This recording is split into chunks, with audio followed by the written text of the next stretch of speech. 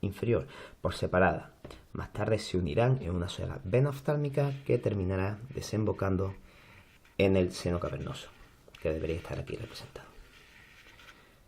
Genial, pues hasta aquí las venas.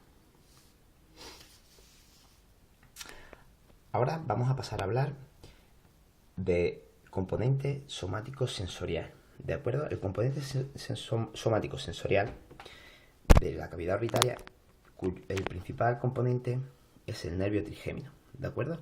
Nervio trigémino, estamos viendo el ganglio de Glasser, del que van a salir sus tres ramos principales: nervio mandibular, nervio maxiliar y nervio oftálmico. En principio nos vamos a centrar en el nervio oftálmico. Recuerdo que en este ganglio no hay ningún tipo de sinapsis, sino que se sitúan los somas de las neuronas sensitivas. ¿De acuerdo? Bien, pues el nervio oftálmico se va a dividir en una serie de ramas. ¿De acuerdo? Vamos a hacer el estudio desde medial a lateral. Estamos viendo cómo medialmente da esta primera, ¿vale? Parece que es una que se divide en dos, pero no nos dejemos engañar, es solo la medial, que estamos hablando del nervio supratroclear. Está seccionado y aquí continuaría. Este nervio saldría por la escotadura foramen frontal. ¿De acuerdo? Nervio supratroclear. Continuamos. Y la siguiente ramo que da es el nervio frontal, el cual tiene dos ramos. ¿De acuerdo? Es este que es más medial y este que es un poquito más lateral. Este sería el ramo medial del nervio frontal, del nervio supraorbitario, y el ramo lateral del nervio supraorbitario. Nervio supraorbitario con su ramo lateral y su ramo medial. Este era el supratroclear, el más medial supratroclear. Siguiente, el ramo medial del nervio supraorbitario. Siguiente, el ramo lateral del nervio supraorbitario. Continuamos y vemos este nervio. Este nervio está seccionado y vamos a continuar aquí. Y estamos viendo cómo llega a la glándula lagrimal. Es el nervio lagrimal. El nervio lagrimal, ya sabemos de otras prácticas, que tiene una relación importante con este, que es el ramo comunicante del nervio cigomático. Es el componente parasimpático que va a llegar hasta la glándula lagrimal. El ramo comunicante del nervio cigomático pertenecía al nervio cigomático, que es un ramo del nervio maxilar. Bien, y ahora por último vamos a pasar a hablar del nervio nasociliar. ¿De acuerdo? Nervio nasociliar. Nervio nasociliar, el cual va a pasar el anillo muscular de Finn y va a dar una serie de componentes. Estamos viendo cómo primero da una raíz simpática para el ganglio ciliar, que lo vamos a analizar más tarde. Vemos como el nervio nasociliar continúa y está dando estos nervios. Estos nervios vemos que no van al ganglio, por lo tanto vamos a hablar del nervio ciliar largo. Vamos a continuar y da un nervio etmoidal posterior y un nervio etmoidal anterior. Y continúa para dar un nervio infratroclear. Nervio infratroclear. Vale. Estos nervios que sí que van al ganglio ciliar. A partir del ganglio ciliar estamos hablando de nervios ciliares cortos. Después estudiaremos la diferencia entre los nervios ciliares cortos y los nervios ciliares largos. Pero en principio nos quedamos con que la sensibilidad somática superficial de la cavidad orbitaria está recogida principalmente por el nervio oftálmico, que es la primera rama del nervio trigémino, el cual va a dar los siguientes nervios principales. El nervio frontal, esto no lo hemos dicho antes, ¿vale? El nervio frontal, que está compuesto por el nervio supratroclear, el más medial, el nervio supraorbitario, que tiene dos ramos, cuidado con no equivocarnos aquí, ramo medial, ramo lateral, ramo medial, ramo lateral,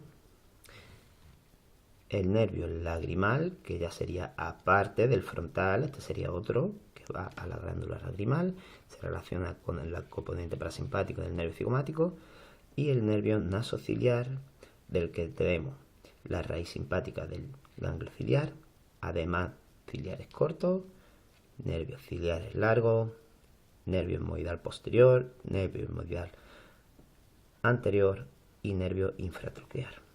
Genial. Pues hasta aquí un poquito la sensibilidad somática superficial de la cavidad orbitaria. Nos hemos dejado algo antes importante. Nos vamos a centrar ahora en el ganglio ciliar. Bien, ¿qué sabemos del ganglio ciliar?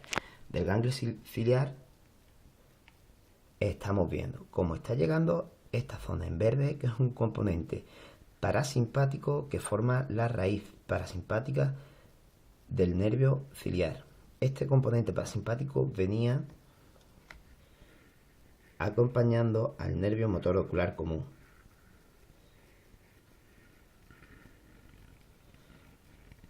Aquí este componente parasimpático hace sinapsis, encontramos el soma de la segunda neuronas parasimpáticas y sus componentes van a seguir formando parte de los nervios ciliares cortos.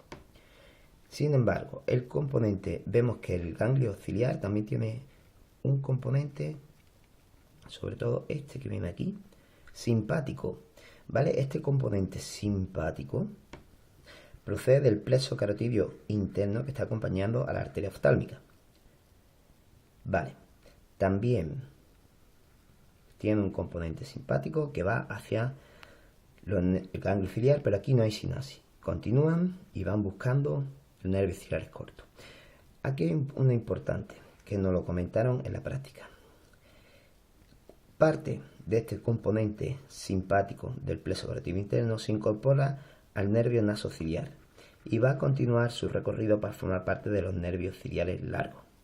Entonces, recapitulando, ¿cuál es la diferencia o cuáles son los componentes de los nervios ciliares largos y los nervios ciliares cortos?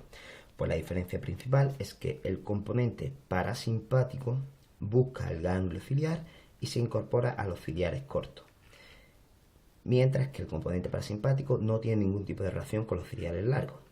Entonces, resumiendo, componente de los nervios ciliares cortos tiene componente somático sensitivo sensorial, componente simpático y componente parasimpático, mientras que los nervios ciliares largos tienen componente sensitivo somático sensorial y componente simpático. En ningún caso tienen parasimpático.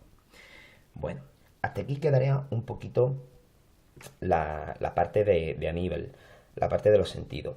Pero antes de terminar el vídeo vamos a hacer algunas posibles preguntas para terminar de aclarar conceptos. Bueno, una pregunta muy típica que a él le gusta hacer es que analicemos los componentes simpáticos y parasimpáticos. Bueno, aquí tenemos un sencillo esquema del componente simpático del globo ocular. Estamos viendo cómo el soma de la primera neurona simpática se encuentra en el núcleo timpanociliar, en el mielómero T1, es decir, se encuentra en la médula espinal. Bien, de aquí su axón, el axón de la primera neurona simpática, se encuentra en la raíz anterior y en el ramo comunicante gris. De aquí llega a la cadena ganglionar simpática y va a buscar al soma, donde se produce el soma de la segunda neurona simpática, donde se produce la sinapsis, que es el ganglio cervical superior. Desde aquí parte el axón de la segunda neurona simpática, que forma parte del plexo carotidio interno y va a llegar hasta los nervios ciliares largos y los nervios ciliares cortos. Bien, ahora, este componente simpático, ¿qué es lo que hace en el globo ocular? Pues lo que va a inervar son a las fibras musculares lisas de las arterias y al músculo dilatador de la pupila. Importante, ¿vale? Dilatador de la pupila. Muy bien. Ahora vamos a hablar del componente parasimpático. Componente parasimpático, vemos como el soma de la primera neurona se encuentra en el mesencéfalo, ¿vale? El axón de la primera neurona acompaña al nervio motor ocular común. El soma de la segunda neurona se encuentra en el ganglio ciliar. El axón de la segunda neurona se encuentra en los nervios ciliares cortos. ¿Y a quién inerva este sistema parasimpático? al músculo ciliar y al músculo constrictor de la pupila. Vale, como esto es un poquito más complicado, vamos a verlo en el velorcio. Perfecto. Estamos viendo como el mesencéfalo debería estar aquí representado. Y está saliendo el nervio motor ocular común, que tiene una pequeña traza verde por el componente parasimpático. Aquí estamos viendo, aquí corresponderían a las axones de las primeras neuronas.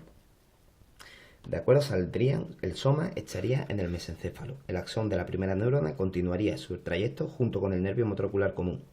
Llegaría a la cavidad orbitaria, por la fisura orbitaria superior, atravesaría el anillo muscular de Zinc, continuaría formando la raíz parasimpática del ganglio ciliar, donde se produciría la sinapsis entre el axón de la primera neurona parasimpática y el soma de la segunda neurona parasimpática. A partir de aquí partirían los axones de la segunda neurona parasimpática formando los nervios ciliares cortos hasta llegar a inervar al músculo ciliar y al músculo constrictor de la pupila. Perfecto. Pero este es el componente parasimpático del globo ocular.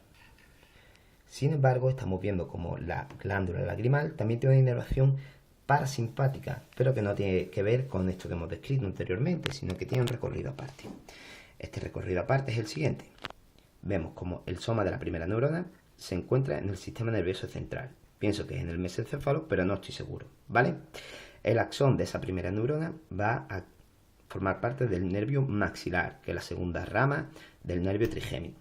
El soma de la segunda neurona lo vamos a encontrar en el ganglio esfenopalatino, en la fosa pterigopalatina, ¿de acuerdo? Y el axón de esta segunda neurona va a seguir acompañando al nervio cigomático y va a formar el ramo comunicante del nervio cigomático para llegar hasta el nervio lagrimal e incorporarse a la glándula lagrimal. Aquí en el velorcio la representación que tenemos es muy pequeñita, ¿de acuerdo?